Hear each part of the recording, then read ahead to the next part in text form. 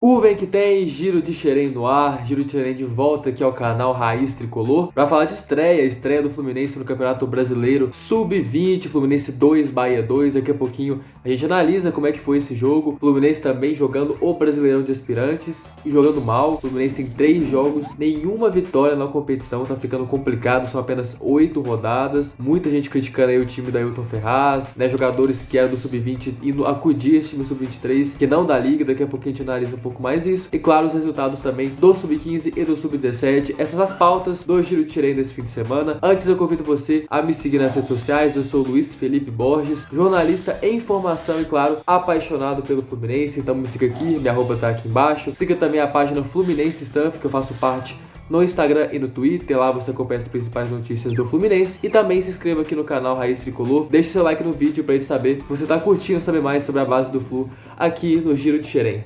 Bora lá!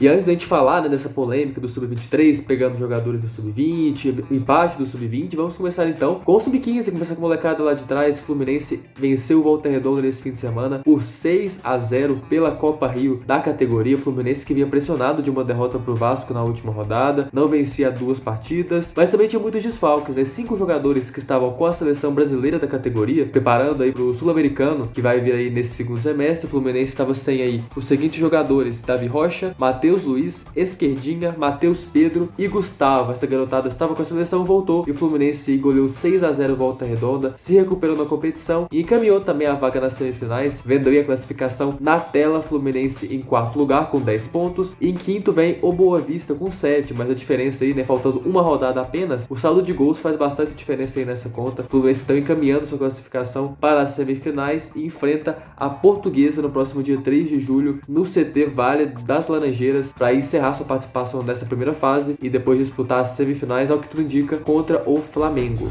E quem também entrou em campo para enfrentar o Volta Redonda pela Copa Rio foi o Fluminense Sub-17. Lembrando que o Fluminense disputa a Copa Rio Sub-17 com o segundo time, né? O primeiro time do Sub-17 foca no brasileiro, enquanto tem outros jogadores aí, disputa aí a Copa Rio. O Fluminense venceu o Volta Redonda por 4-0 nesse fim de semana. Gols aí do Christian, do Jean e 2 do Gabriel Lira. O Fluminense com essa vitória encaminhou a vaga nas semifinais da Copa Rio Sub-17. O líder é o Flamengo, né, como vocês estão vendo, com 14 pontos. Depois veio o Flusão com 12, não podendo mais sair do G4, faltando apenas uma rodada para o fim da primeira fase. Então o Fluminense também encaminhou sua vaga nas semifinais da Copa Rio no Sub-17. E falando ainda nessa categoria, Fluminense no Brasileirão, aí sim com os jogadores principais, com a galera aí do Sub-17, os principais destaques, é o líder do Grupo B do Campeonato Brasileiro. O Fluminense, único time invicto na competição até agora. Lembrando que o Fluminense é o atual campeão do Brasileirão Sub-17. O Fluminense tem 5 vitórias e 2 empates em 7 jogos. Venceu o Corinthians nessa semana por 2-0. Gols aí do Isaac e do Agner foram os destaques da partida. Fluminense então liderando o grupo, pertinho de confirmar seu passaporte também para as quartas de final. Vendo aí a classificação, o Fluminense tem 17 pontos e o Santos, que é o quinto, tem 12. Então o Fluminense a uma vitória de carimbar seu passaporte, faltando aí 2 rodadas. Próximo jogo do Flusão, anote aí, terça-feira, dia 29 de junho, às 3 horas da tarde, Fluminense enfrentando a Chapecoense nas Laranjeiras. Bom, continuando aí a nossa escadinha, né? Falamos aí de Sub-15, Sub-17, vamos falar de Campeonato Brasileiro Sub-20 agora. Fluminense estreou no Brasileirão Sub-20 neste fim de semana. Fluminense e Bahia empataram em 2-2 no estádio Joia da Princesa, lá em Feira de Santana, na Bahia. Inclusive um estádio decorado com as cores do Fluminense, né? Porque o Fluminense de Feira joga lá nesse estádio. Então o Fluminense se sentiu em casa aí, pelo menos nas cores do estádio. O Fluminense bem representado. Mas dentro de campo, acho que o Fluminense não foi tão bem assim. O Fluminense, que vinha invicto na temporada, né, faz um bom campeonato carioca sub-20, é o líder da Taça Guanabara, não tinha perdido ainda na competição, segue invicto inclusive na temporada, o time do Eduardo Oliveira, mas que nessa estreia contra o Bahia, pra mim, fez uma partida um pouco abaixo do que a gente está acostumado. Primeiro, porque o ataque não encaixou contra a forte defesa do Bahia. A defesa do Bahia muito forte fisicamente, o time inteiro do Bahia, na verdade, com muita força, fez muitas faltas, é bem verdade, mas o ataque do Fluminense até criou muitas muitas oportunidades, mas foram oportunidades em bolas, né, em chutes de longe, cobranças de falta. Faltou um pouquinho aquela criação, aquela movimentação que a gente está acostumado a ver. Mas começando então lá no primeiro tempo, o Fluminense começou o jogo muito disperso. O início muito ruim do Fluminense. Na defesa, principalmente, o Bahia começou pressionando bastante a saída do Fluminense e o time tricolor sentiu muita falta do zagueiro Davi, que acabou subindo aí pro Sub-23 na última semana. Daqui a pouquinho eu falo um pouquinho mais sobre isso. Mas só até que o Davi fez uma falta danada para esse time Sub-20 do Fluminense, né? Jogaram então Felipe e Joilson na dupla de zaga, né? Com o Marcos Pedro de um lado e o Johnny do outro nas laterais. E a defesa começou muito mal, tanto é que o Fluminense tomou um gol logo de cara, né? Com 3 minutos de partida. O Bahia fez 1-0 na jogada, né, de cruzamento para a área. A defesa do Fluminense assistiu o lançamento do jogador do Bahia, que cruzou dentro da área e o Iago completou de cabeça. 1-0 para o Bahia. O Bahia começou muito bem o jogo, realmente pressionando a saída. E o Fluminense perdido, né, sentindo realmente a falta do Davi, que era o capitão desse time até a última rodada, inclusive, do Campeonato Carioca. Mas para sorte do Fluminense, Gabriel Martins estava em campo. Gabriel Martins, né, o Karate Kid tricolor, colocou a bola debaixo do braço mais uma vez, fez um grande primeiro tempo, dica-se de passagem, foi o melhor jogador do Fluminense na primeira etapa, e 2 minutos depois, recebeu a bola na entrada da área, cortou e chutou pro gol de longe, marcando aí 1-1. Logo de cara, o Gabriel Martins, realmente um belo gol, né, o chute no cantinho. O Fluminense então já ficou aliviado, né, nem sentiu tanto o gol sofrido, porque já empatou o jogo logo de cara. Mas mesmo assim o time não tava naquela coisa, sabe? Gabriel Martins se movimentava muito, procurava o jogo, mas tanto o Miguel Vinícius de um lado, quanto o Cauã do outro, né, esse foi o trio de ataque do Fluminense, não estavam rendendo, estavam errando muitos passes, não estava conseguindo fazer aquelas arrancadas que a gente está acostumado. Então foi o Fluminense que se viu refém de uma boa defesa do Bahia. O time do Bahia é muito forte fisicamente, né? Então o Fluminense realmente não fez um bom primeiro tempo, na minha visão. Perdeu algumas oportunidades. Enquanto o Bahia, apostando aí no contra-ataque e na jogada aérea, chegou ao segundo gol no finalzinho do primeiro tempo. Novamente um gol, né, em bola cruzada na área. O jogador do Bahia matou a bola no peito. Ninguém chegou na bola para cortar e ele mesmo finalizou pro gol. O Bahia 2-1. Mereceu sair, inclusive, vencedor desse primeiro tempo. O Fluminense teve boas oportunidades, mas eram mais chutes de longe. O Fluminense não foi aquela incisividade que a gente está acostumado a ver. Então, realmente, foi punido aí, perdendo por 2-1 o primeiro tempo. Bom, e no segundo tempo, o Fluminense, pressionado, né, buscar aí esse empate ou até a virada, voltou mais ligado. O Fluminense voltou melhor. E o destaque, que era do Gabriel Martins, passou pro Cauã. O Cauã voltou bem melhor. Foi o principal jogador do Fluminense no segundo tempo. O Fluminense criou mais chances, principalmente pelo meio. Aí o Fluminense passou a jogar mais pelo meio, mas ainda esbarrava na defesa do Bahia, que fez muitas faltas no jogo, inclusive. Poucos cartões amarelos, acho que o juiz podia ter dado mais amarelos pela quantidade de faltas que o Bahia fez ali no meio de campo. Só que o Fluminense não estava com a pontaria calibrada, né, nas cobranças, também não conseguia entrar na área. O Bahia fechou a casinha direitinho. O Fluminense criou mais também novamente em chutes de longe, mas com um pouco mais de perigo do que no primeiro tempo. Até que aos 38 aí do segundo tempo, o Cauã marcou esse belo gol aí, encobrindo o goleiro, recebeu a bola. Um gol até meio esquisito, né? Ele talvez até um pouco sem querer, mas fato é que foi um belo gol do Cauã, que empatou o jogo pro Fluminense, que buscou o gol em todo o segundo tempo, mesmo esbarrando aí na defesa do Bahia, que se fechou toda buscando aí o contra-ataque. E ainda ameaçou o Fluminense no contra-ataque, diga-se de passagem. O time do Bahia é muito perigoso nessa jogada de velocidade na transição rápida. O Fluminense que ainda perdeu uma chance de ouro para matar o jogo com o Miguel Vinícius, que pra mim não fez uma boa partida. O Miguel Vinícius bastante apagado e quando foi acionado não correspondeu. Pra mim foi uma das piores partidas dele no ano e perdeu essa chance aí na cara do gol. Não pode perder uma chance como essa.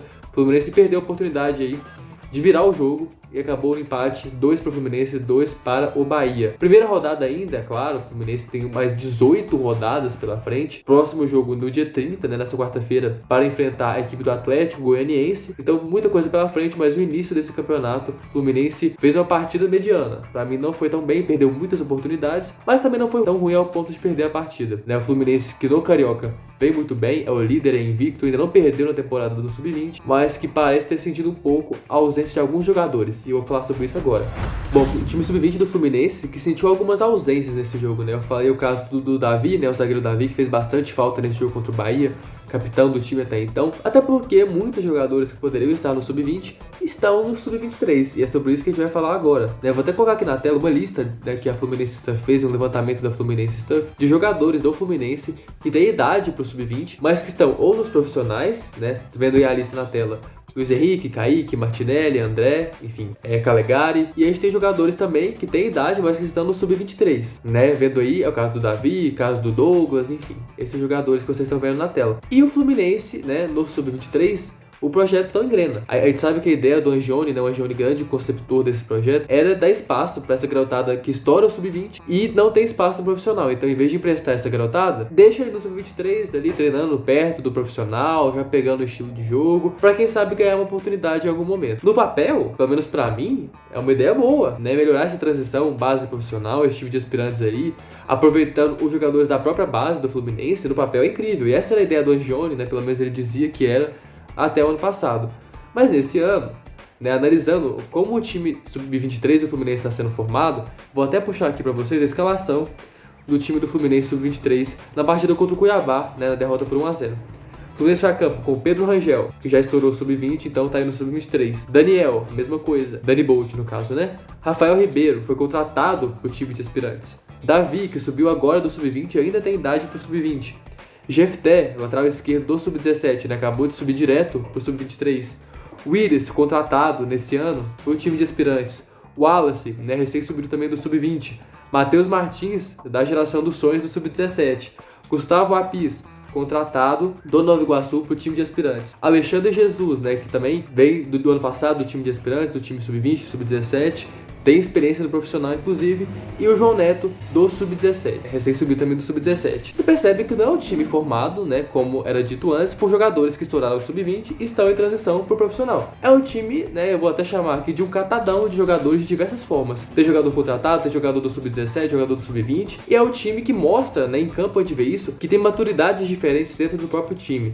É um time que parece não conseguir se entrosar ali, no ataque principalmente, é um time que não encaixa no ataque. E começa a me preocupar um pouco como, nesse time, né, do Ailton Ferraz, está sendo gerido, né? Como essa proposta de transição mais rápida dos jogadores da base pro profissional está funcionando e se isso não está afetando o time sub-20, né? Como eu falei, o Davi, para mim, é um exemplo mais claro disso. Fez muita falta na defesa hoje pro Fluminense contra o Bahia e agora, no sub-23, tá indo em projeto que não está engrenando, né? O Fluminense está aí, talvez, né, isso lógico, né, a depender da sua visão, atrapalhando um pouco as outras categorias em prol de um projeto que não está rendendo resultados.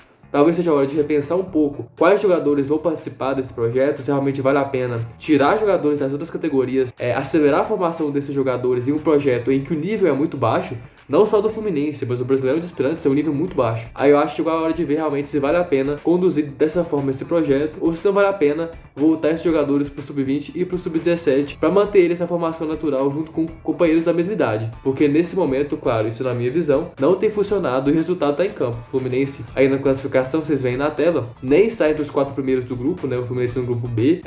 Faltam aí 5 rodadas para encerrar a primeira fase e o Fluminense quer vencer no campeonato e enfrenta o Corinthians na próxima rodada. É um jogo aí no dia 1º de julho, na quinta-feira. O Fluminense precisa reagir se realmente quiser provar que o time de aspirantes é um projeto que vale a pena ser conduzido. Bom, esse foi o Giro de Xerém deste domingo. Quero saber a sua opinião, né, sobre esse debate sub-20, sub-23. Deixa aqui nos comentários o que você pensa sobre isso. Deixa também o like no vídeo pra gente saber que vocês estão curtindo aí o Giro de Xerém, pra gente seguir fazendo essa cobertura da base. E também compartilhe com seus amigos para eles também ficarem informados sobre tudo que rola em Xerém. Eu sou o Luiz Felipe Borges, volto em breve com mais notícias sobre a base do Flusão. Um abraço e até a próxima!